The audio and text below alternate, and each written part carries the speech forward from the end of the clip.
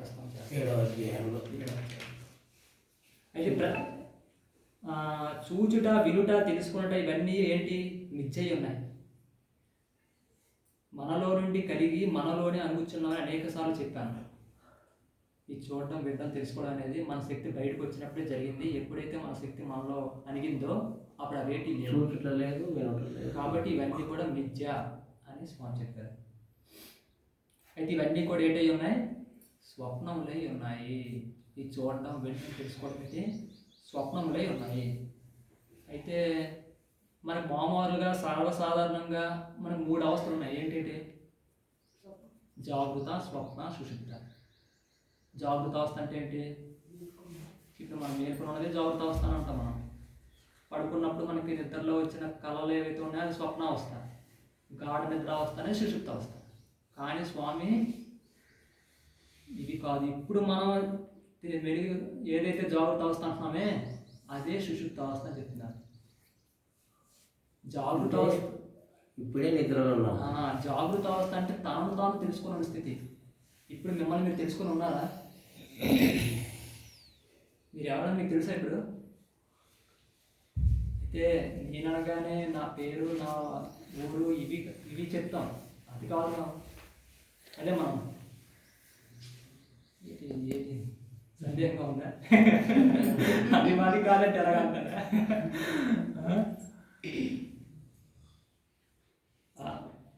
మన మహాత్ములు వీళ్ళందరూ చెప్పింది ఏంటంటే ఈ శరీరం సంబంధించింది మనం కాదు, ఈ శరీరంలో ఉన్న చైతన్యం ఏదైతే ఉందో అదే మనకి చెప్పారు.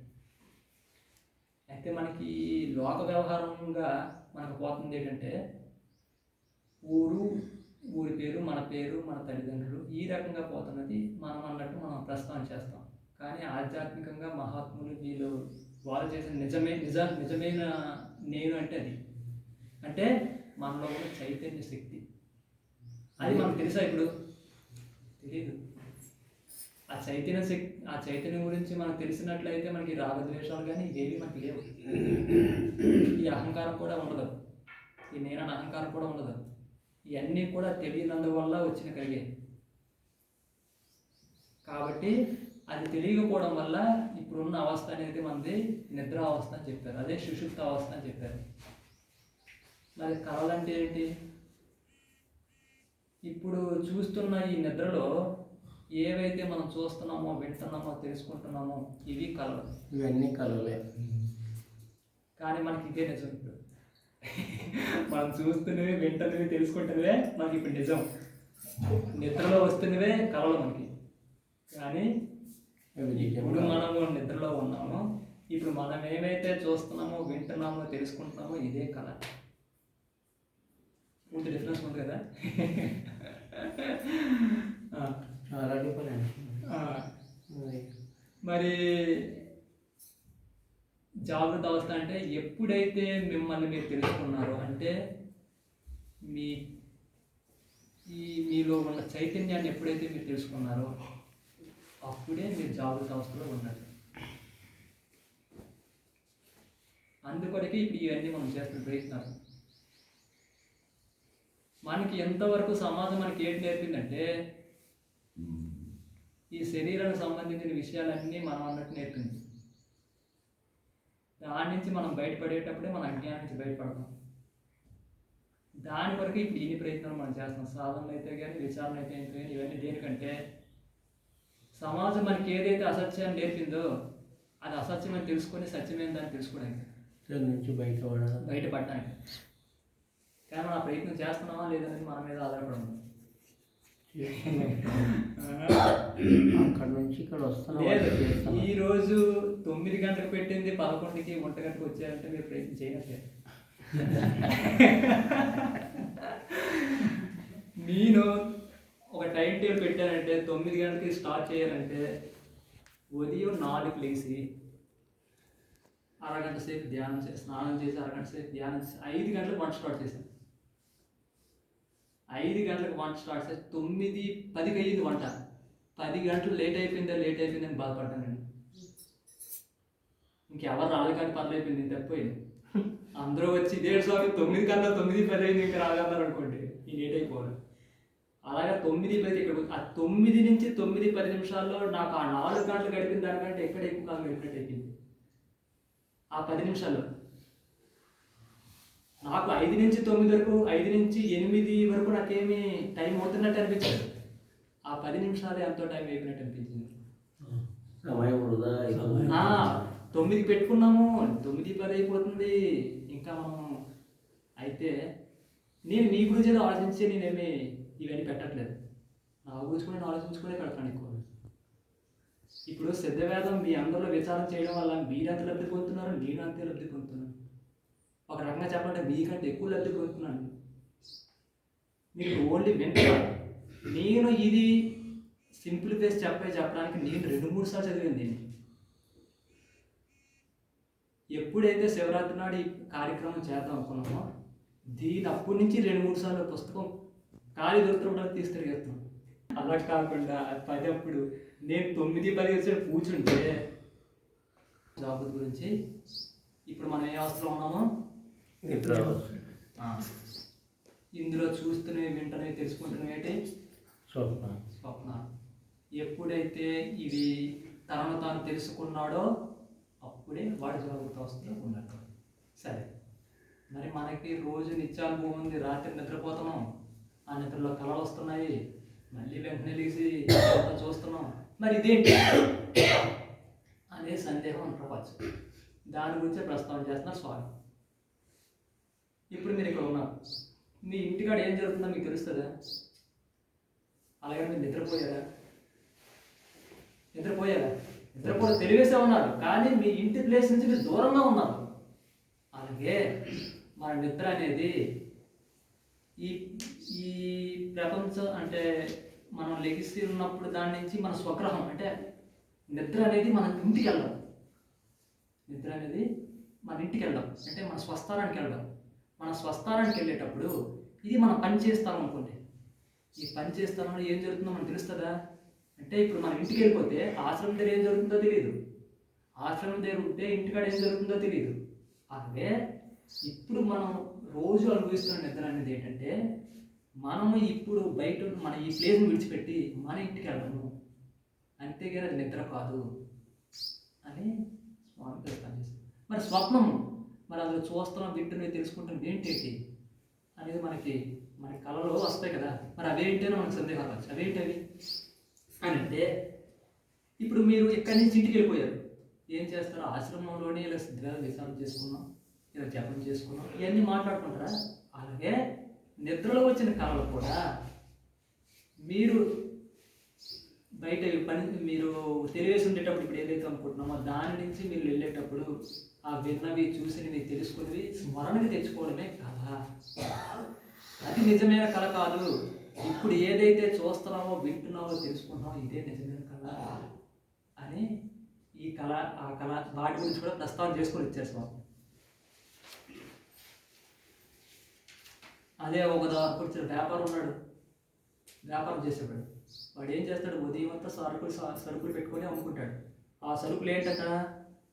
చింతనలోనే సరుకులట, అంటే మన ఆలోచనలని సరుకులు పెట్టుకున్నట్టట. ఆ వ్యాపారం పెట్టి తన సరుకులన్నింటినీ పెట్టేసి ఇంట్లోకి వెళ్ళిపోయినప్పుడు ఏం చేస్తాడు? ఎవరెవరు సరుకులు ఇచ్చాను, ఎవరెవరికి ఏంటి ఇచ్చాను, ఎంత వచ్చింది, ఎంత పోయిందని చేస్తాడు కదా. అదే మనం ఇప్పుడు అనుకుంటున్న నిద్ర కళ. ఆ షాప్లో వచ్చేసి లోపలికి వెళ్ళిపోవడమే నిద్ర.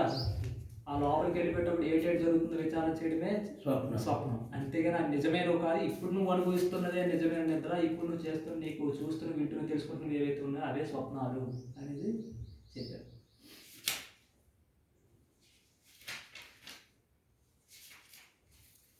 కాబట్టి మనకి ఎప్పుడైతే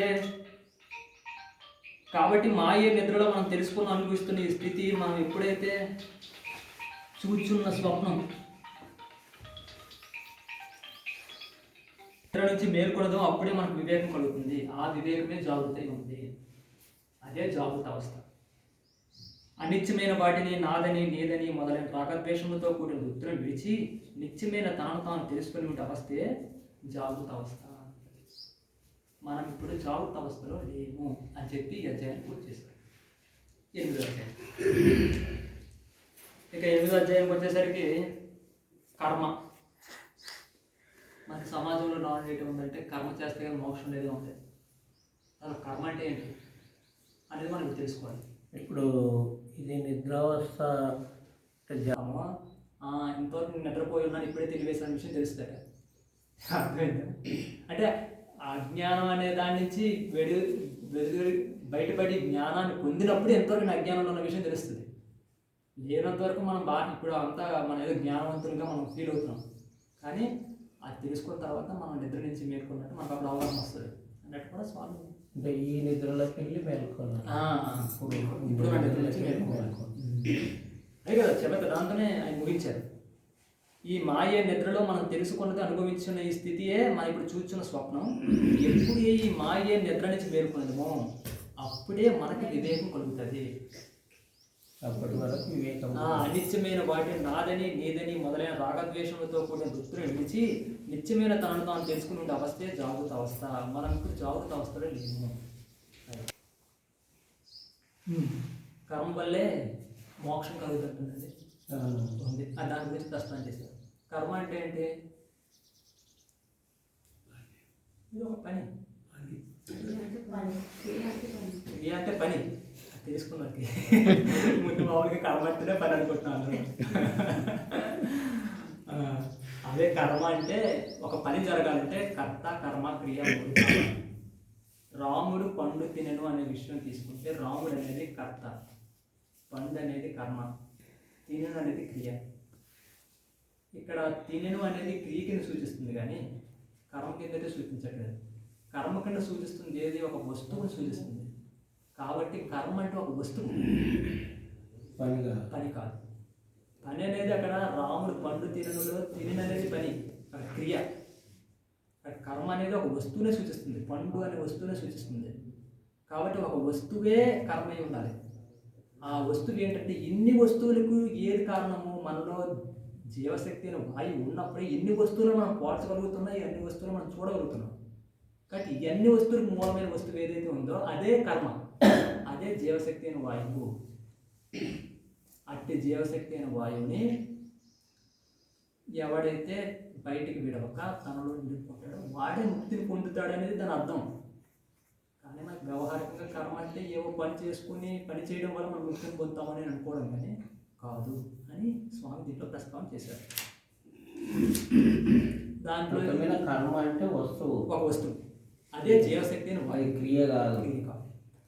ఆ వాయువుని బయట విడవక ఎవరైతే తనలో స్థాపన చేసుకుంటాడో అదే కర్మయోగమై ఉంది. అదే కర్మ ద్వారా ముక్తిని పొందడానికి విషయం కూడా చెప్పడం. దానికి కూడా ఒక ఉదాహరణ సాలిపురుగు ఉదాహరణ ఇచ్చారు. అయితే ఇది నాకు అంతగా అర్థం కాలేదు కానీ ప్రస్తావన చేస్తాను. సాలిపురుగు అంట తన నాభి నుంచి ఒక జిగట లాంటి పదార్థాన్ని తీసుకొని గూడు అలుగుతుందంట. గూడైతే అలుగుతుంది, అలుగుతుంది. అది దేనికి అలుగుతుందంట? ఆహారం సంపాదించుకోవడానికి అది ఒక దానికి పరికరం. ఏదైనా దాంట్లో పడితే ఇంకో జంతువును వేటాడడానికి ఉపయోగపడుతుంది. అయితే ఈ నాభి నుంచి వస్తున్న దారం అనేది ఎప్పుడైతే ఆగిపోద్దో అది ఆ గూడులోనే పడి చచ్చిపోతుందట. ఒకవేళ ఆ నాభి నుంచి వస్తున్న దారము కొంచెం ఉన్నా కూడా మళ్ళీ అటాచ్ చేసుకొని మళ్ళీ అవ్వడం స్టార్ట్ చేస్తుంది. అది ఎక్కడి నుంచి వస్తుందో అది ఏకంగా రావడం ఎప్పుడైతే ఆగిపోతుందో అందులోనే పడి చచ్చిపోతుంది. అలాగే మనం కూడా ఈ జీవశక్తి అయిన వాయువుని బయటకు తీసుకొచ్చి ఈ ప్రపంచమనే గూడు అల్లుకొని మనం నిద్రను చెప్పిన సమయం ఏదంటే ఎలాగైతే సాలిపురుగు అందులో ఏది పడనంతలో ఒక మూలకు ఉంటుంది, పడిన తర్వాత వచ్చి తినడం చేస్తుంది. అలాగే మన నిద్ర అనేది కూడా ఆ సాలిపురుగు ఎలాగైతే ఒక పక్కకు ఉన్నదో అంటే తన అల్లుకుని గూడును విడిచిపెట్టి పక్కన ఉందో అదే మనం చేస్తున్న నిద్ర. అంటే ఈ ప్రపంచాన్ని విడిచిపెట్టి మనం ఒక పక్కకు ఉండడం, మనలో ఉండడం అది అని ప్రస్తావన చేశారు. ఎలాగైతే అది ఆ శక్తి యొక్క బంకని బయటకు విడిచిపెట్టి గూడు అల్లుకోకపోతే అది ఎప్పటికీ సావదట. అది అల్లుకోవడంలోనే ఆ శక్తి కోల్పోయి చివరికి చచ్చిపోతుందంట. ఈ రకంగానే మనం కూడా ఈ జీవశక్తి అయిన వాయువుని బయటికి విడిచి లోకం అనే గూడు అల్లుకున్నాము, అందులో లేనిపోని బంధాలు పెట్టుకున్నాము. చివరికి అది పూర్తయిపోవడం వల్ల చనిపోతున్నాం. అంటే కర్మ అనేది లేదనుకోవాలి అసలు. కర్మ అనేది ఈ ఈ రకంగా అనుకోవాలి మనం. ఆ రకంగా మనం బయట పెట్టి ఆ వస్తువుని బయట పెట్టి చివరికి చనిపోతున్నాం. కాబట్టి జీవుడు కర్మను పూర్తి చేయడానికి ఈ లోకంలోకి వచ్చాడనే ఒక భావన బాగా కర్మ అనుభవించడానికి వచ్చాడు. కర్మ అనుభవించడానికి వచ్చింది. ఆ కర్మ లేకపోతే అసలు మనకి జన్మనే లేదు అనేది ఒకటి. ఇదంతా ఎన్ని భావాల నుంచి బయటపడించడానికి ఇన్ని ఉదాహరణలు అని చెప్పి ప్రయత్నం చేస్తున్నారు. ఆ రకంగా ఏం కాదు. అంటే అది ఒక వస్తువు, అది జీవశక్తి అయితే అది బయటకు విడిచిపెట్టడం వల్లే మనం చనిపోతున్నాము. అందుకే ఒకటి చనిపోయాడంటే ఏమంటారంటే అది కర్మ అయిపోయింది అని అంటారు. ఆ జీవశక్తిని వాయువు పూర్తి అయిపోయిందని, కర్మ తీరిపోయింది ఆ రకంగా దానికే ప్రశ్న చేశారు. అందుకే స్వామి ఏంటంటే పునర్జన్మ ఈ జన్మని విశ్వాసం చేయరు. అసలు స్వామి దృష్టిలో పూర్వజన్మ ఈ జన్మ గురించి ఆయన ప్రస్తావించారు. ఉన్నది ఇప్పుడు ఏదైతే ఉందో ఒకళ్ళు ఉన్నాయండి. ఒకళ్ళు ఏంటది పడకుండా మన స్థితిలో మనం ఉండాలి. ఇప్పుడు మన శరీరం మనం అనుకోని ఎప్పుడు అనుకున్నామో అప్పుడు దానికి అటాచ్ అయిపోయాము. మనం కాదని అనుకున్నామా మనం డిఫరెంట్గా మనం ఏ జరుగుతున్నా కూడా ఇప్పుడు సినిమా చూస్తాం. సినిమా చూస్తున్నప్పుడు ఒక ఇన్వాల్వ్ అయినా సినిమా మనం అన్నట్టు ఉంటామా లేదా? అలాగే కానీ మనం వ్యవహారంలో ఉండగలుగుతున్నామా? ఉండలేము. ఎలా చేయబోతున్నాం? సినిమాలోనే ఒక ఇన్సిడెంట్ జరిగితే మనం సినిమా కొందరైతే ఇన్వాల్వ్ అయిపోతారు, కొందరు ఏడ్చేస్తారు కూడా. సినిమా జరుగుతున్నట్టుగా ఏడ్చేస్తారు, విలీనం అయిపోతారు. కానీ తర్వాత మేల్కొంటారు కదా. అలాగే ఇప్పుడు కూడా మనం ఇన్వాల్వ్ అయిపోతున్నాం. ఆ ఇన్వాల్వ్మెంట్ లేకుండా అది అన్నట్టే చూడగలిగిపోలేము. అంటే కొద్దిగా అటాచ్మెంట్స్ కొద్దిగా చేసుకోవాలి. నిజాన్ని తెలుసుకుంటే పెద్ద లాజిక్ పాయింట్స్ ఈ లోకం తిరుగుతూ అది బంధించి పెడింది. కాబట్టి ఆ శక్తిని ఆ బంధం నుంచి వేరుపరిచి మన లోపలనే దారి చూపి నడిపించి ఆకాశములకు తీసుకుని పోయి తన ఉద్భవ స్థానమైన బ్రహ్మరంధ్రంలో చేర్చి లయింపజేసిన అదే మోక్షమార్గం, అదే కర్మయోగము. కర్మనగా వాయువు, యోగమనగా కలియుట. కర్మయోగం అనగా వాయువును కలియుట అనగా వాయువు ఆకాశమై ఉన్న తన ఉద్భవ స్థానమైన బ్రహ్మరంధ్రంలో కలుగుట. ఈ విధంగా చేయటి బదులు వివిధములైన రూపంలో ఉన్నవని ఈశ్వరుడని తలంచి పూజలు, భజనలు, అర్చనలు మొదలగునవి చేసి నామములను మంత్రములను కఠించి దానములిచ్చి వ్రతములు మొదలుగును ఆచరించి హీనస్థితికి వచ్చి తెలివేమీ లేక జనులు నశించిపోతున్నారు. వీటి వల్ల వారికి జ్ఞానం ఏమీ కలగదు. జ్ఞానం కలుగుటకు పైన వివరించినట్టు చేయవలను. అప్పుడే జ్ఞానం కలుగుతున్నది, అది మాత్రమే కర్మయోగమై ఉన్నది. కాబట్టి మహేశ్వరుడు గురించి ప్రస్తావన చేశారు. మామూలుగా బ్రహ్మ అంటే ఏమని చెప్తారు, మనకి తమోగుణం అంటారు.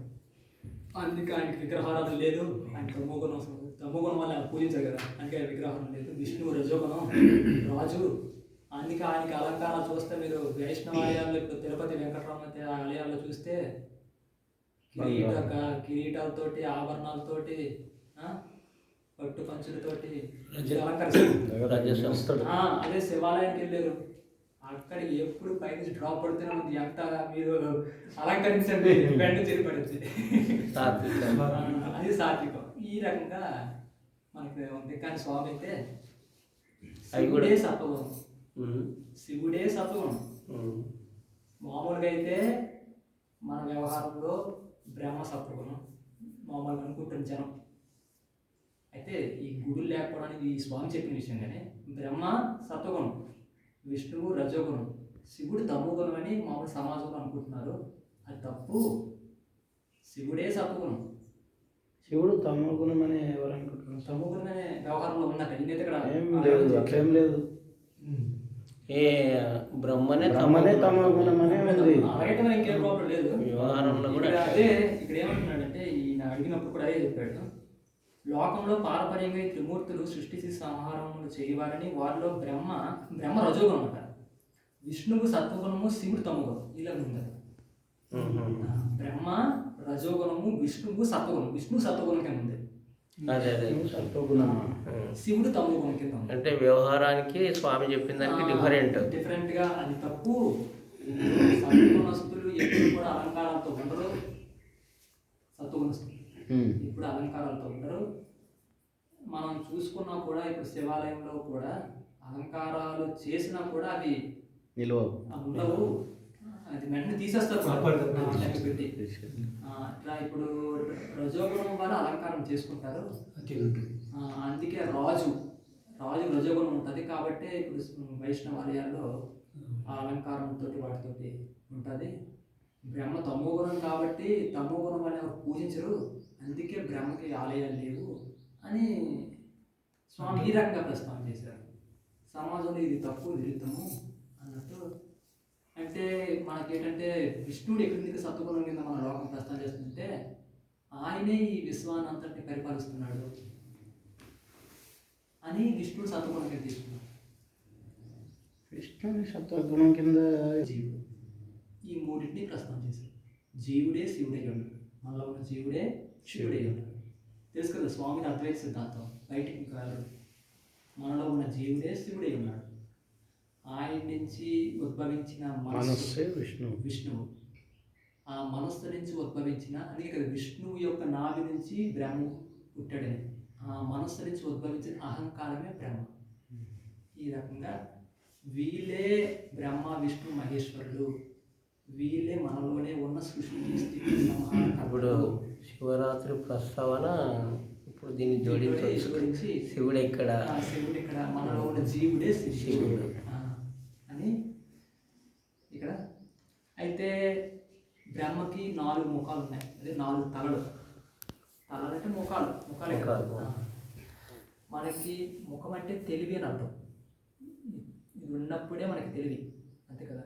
మనకి శిరస్సు నుంచి అక్కడ తెలియబడుతుంది, ఇది తెలివి. అంటే బ్రహ్మకి 4 ముఖాలు ఉన్నాయి.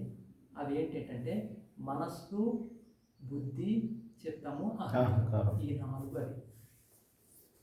అంటే మళ్ళీ మనస్సు అన్నప్పుడు ఇంతకుముందు మనం విష్ణువుని అనుకున్నాం కదా, మనస్సును విష్ణువుకి తీసుకున్నాం కదా. మళ్ళీ బ్రహ్మకు మళ్ళీ మనసు ఎందుకు వస్తుంది? బ్రహ్మకి ఈ జీవుడు తెలివి అన్నాడు. 4 ముఖాలు మనస్సు, చిత్తము, బుద్ధి, అహంకారం ఉన్నాయి. ఇవి లేకుండా ఏమీ సృష్టింపబడదు. అంటే బ్రహ్మకి గల 4 ముఖాలని, ఇది ఉన్న 4 ముఖాల్లో ఈ 4టిని ప్రస్తావన చేస్తూ, అయితే బ్రహ్మ కూడా ఆయన నుంచి ఉద్భవించాడు, మనస్సు నుంచి ఉద్భవించాడు కదా, అహంకారం కదా. ఆ మనస్సు నుంచి ఏంటంటే స్వామి ఏంటంటే బయట బ్రహ్మ 4 ముఖాలతోటి సత్యలోకంలోని ఇలాగుంటాడని ఈ దాని నుంచి తీసి మనలోనే చూపించడానికి ఈయన ఏంటంటే ఈ 4 ముఖాలు ఇవే. ఏదైనప్పటికీ స్వామిదంతా కూడా బయట ఎక్కడ లోకాలు కానీ బయట ఎక్కడో ఎవరో మనం చూస్తున్నట్టు కానీ ఎవరు చేస్తున్నట్టు కానీ ప్రస్తావన అయితే తీసుకురావడానికి ఈ రకంగా ఆయన ఈ 4 ముఖాలు ఇవే. ఈ 4 ముఖాలే సృష్టి క్రియేట్ చేయడానికి ఉపయోగపడుతుంది అన్నట్టు ఆయన ప్రస్తావన చేసుకొని వచ్చారు. బ్రహ్మ సృష్టికర్త అనడానికి కూడా. అయితే ఇక ఈమెకి సరస్వతి భార్య కదా, సరస్వతి బ్రహ్మకు భార్య సరస్వతి. అయితే మరి శాస్త్రంలో ఎక్కడుందో నాకు తెలియదు. ఆ బ్రహ్మ యొక్క పుత్రికే సరస్వతి అని, తర్వాత తల్లి కూడా సరస్వతి అని, సోదరి కూడా సరస్వతి అని ఇలా ఉందంట. బ్రహ్మకి సరస్వతియే స్త్రీ, తల్లి, సోదరి, భార్య ఇలా ఉన్నదని మరి ఉన్నాయంట. మరి అది ఎంతవరకు నేను ఎప్పుడు శాస్త్రంలో వినలేదు. అవి ఎలాగనేది ప్రస్తావన చేసుకొచ్చారు. అంటే మనము మూలార్థాన్ని అర్థం చేసుకోవట్లేదు. వ్యక్తులుగా ఈయన బ్రహ్మ, ఈమె స్త్రీ ఉన్న సరస్వతి, వీళ్ళిద్దరూ భార్యాభర్తలు, ఈ రకంగా మనం అర్థం చేసుకుంటున్నాము. అది కాదు, దానికి మూలార్థం అనేది నేను చెప్తానని ఒక్క సరస్వతి బ్రహ్మకి ఎలాగ స్త్రీ అయ్యింది, అదే బ్రహ్మకి ఎలాగ భార్య అయింది, పుత్రికి ఎలాగ అయింది అని ప్రస్తావన చేస్తారని అవి వాటిని ప్రస్తావన చేశారు.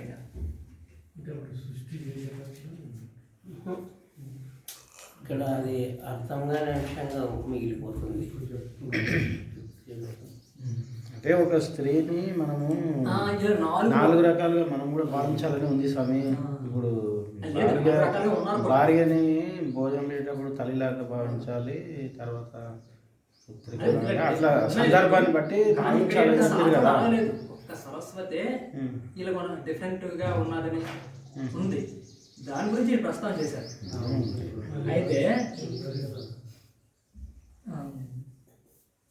ఇప్పుడు ఈ జడమే బ్రహ్మ, అహంకారమే బ్రహ్మ. సరస్వతి నాలుక ఉంది, నాలుక సరస్వతి అంటే బ్రహ్మ.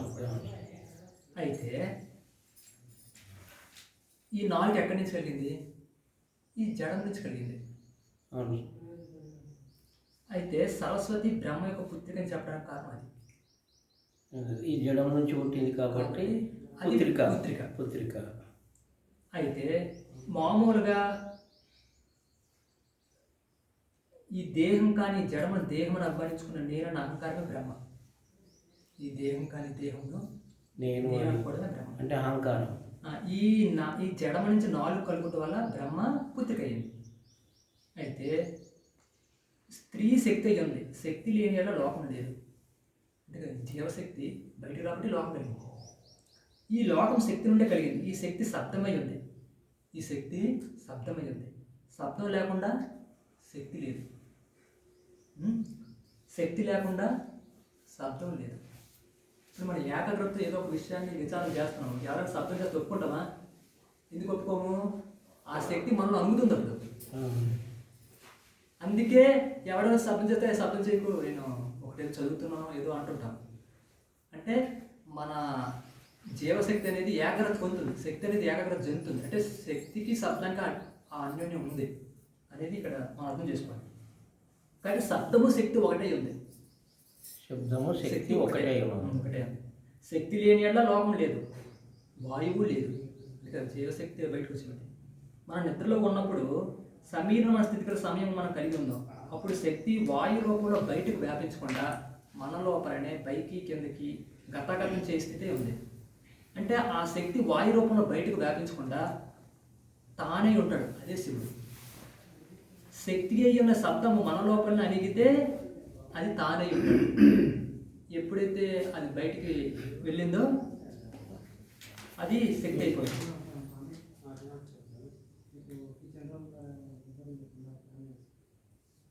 కాబట్టి శబ్దరూపంలోని శక్తి స్త్రీ అయింది, పురుషుడై ఉన్నదా స్త్రీ.